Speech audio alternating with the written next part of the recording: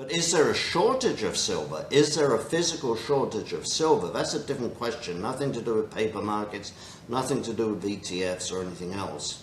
And I think the answer to that is yes. Again, ever since I got into this business, if I can say this without getting too much hate mail, you know, every year the silver bulls will say, oh, next year's going to be a deficit. And every year there wasn't a deficit. Year after year after year. But the last, is it 3 years, 2 years, 3 years, 4 years, we've actually had a real, genuine physical deficit. Now, of course, a deficit, there's no such thing in the physical market as a deficit. The deficit is met by prices moving up, and that's exactly what we've seen. So there is a genuine, if you looked at today's price, there is a genuine deficit over the demand and the supply, which means it has to resolve itself by prices going higher. You know, we've heard about the conspiracy theories about the paper market and the COMEX, and I noticed COMEX just cancelled all of their day orders today. I don't know if you saw that. So I think we should have enough experience, of the COMEX to know that they will change the rules when they want to our detriment. That's not a market I would use for anything other than, you know, short-term trading, and I'm not even sure I'd use it there, because if they can just raise if they can cancel your orders and raise the margin requirements more than once, you know, you don't know what the rules are going in, which actually bothers. You know, two other signs, if I may, and that's the dynamic of the buyers. You know, I'm not going to say this time is different, but you've got the main buyers now, the central banks, and also Tether, whose influence I think has been underappreciated, underestimated. You've got two major buyers who are price insensitive. I won't say completely agnostic, but certainly price is not the main reason that they decide to buy gold on any given day. And Tether, as you know, bought more gold last year than any other any central bank. So they're a meaningful player. This is not just you know, something on the margin. And I think for both of those buyers, they have good reasons, which we can get into if you want, but they both have good reasons to continue to be buyers, and they are price agnostic or largely price agnostic. And then, of course, the other thing is, you know, offsetting that is we still don't really have huge retail participation, or generalist participation, I should say. That's a better way of putting it. Generalist, whether they're retail or whether they're small funds or even big funds. We don't have a lot of generalist participation. And so I don't think this bull market is going to end just as 2011 was the top and 1980 was the top. We're not going to get another top until we have very broad retail, very broad generalist participation, as well as, you know, speculative, manic retail participation. And we're not there yet. Adrian Day says central banks and Tether are price-insensitive gold buyers with years left. Tether's gold stablecoin could create massive physical demand. Silver deficit is real, but faces substitution risk at $100 plus. Gold miners undervalued. Commodities at 100-year lows. Foreign markets crushing S&P. His strategy, long-term value with partial profit taking. Well, I mean, look, if you look at central banks, everybody knows that they're diversifying away from the dollar in the face of, you know, concentration in a single asset. At the beginning of the century, 2001 or 2000, it was like 78% of central bank foreign reserves were in the dollar.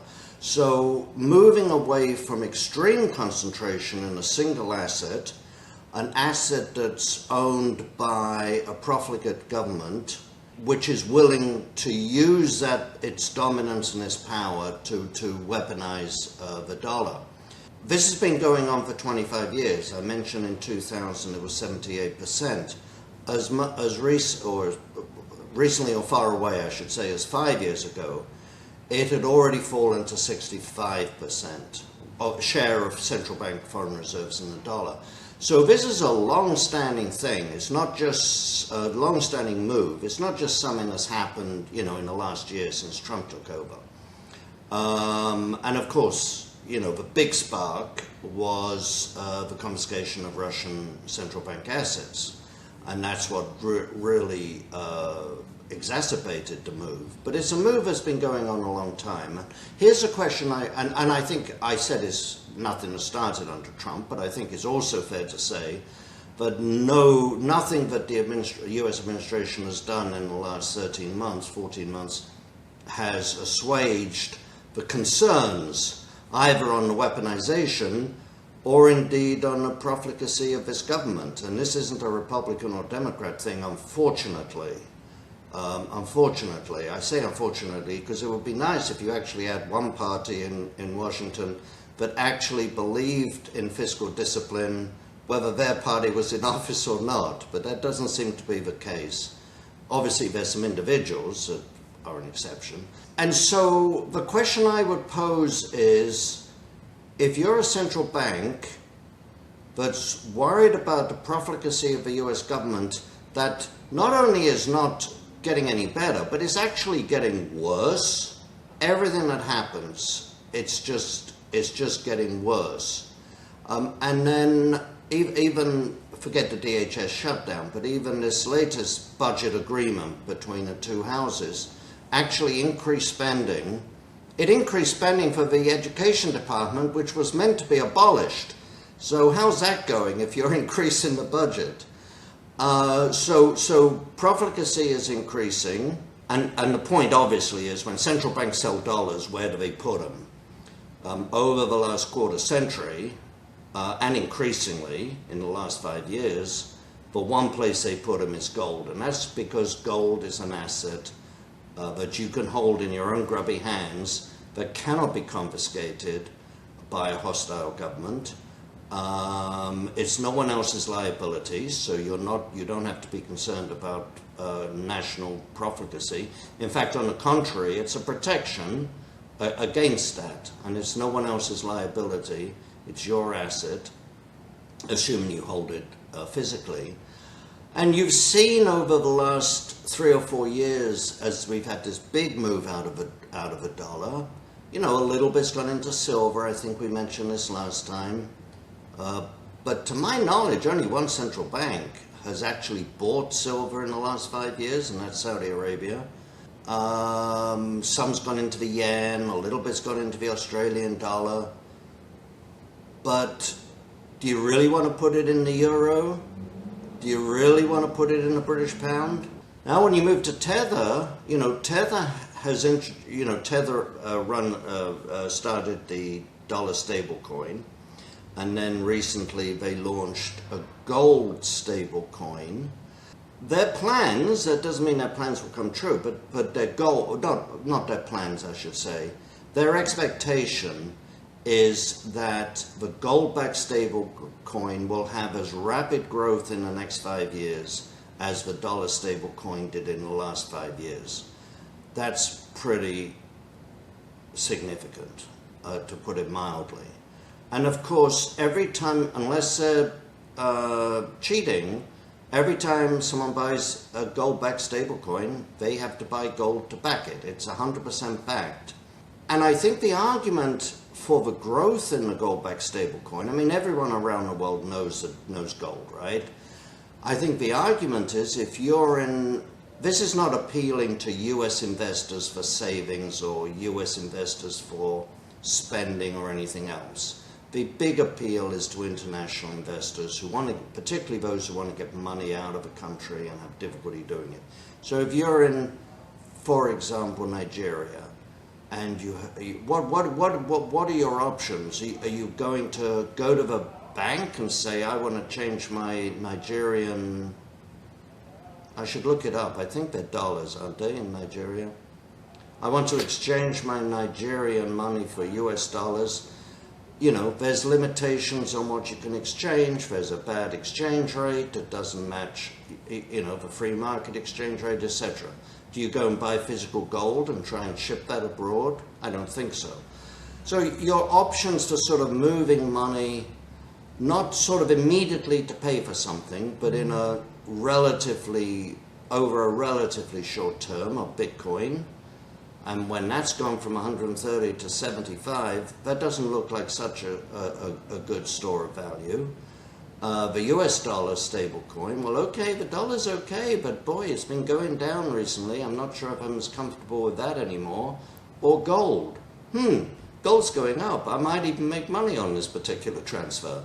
So I think the gold-backed stablecoin is going to be competitive with the other two at the very minimum. It's going to begin, it'll take time, but it's going to be competitive with the other two. And of course, if you have a Bitcoin wallet, this is worth saying, if you have a Bitcoin wallet, you can buy the gold stablecoin, no problem. So I think you're going to see increasing demand for that over time. As I say, very competitive with the other alternatives.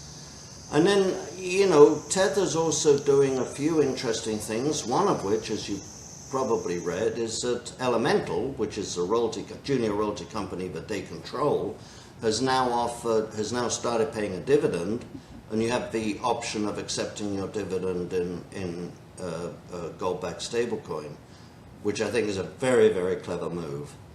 That's not going to be huge. It's not going to be huge in the near term anyway, but it's just, it shows that Tether is thinking about it.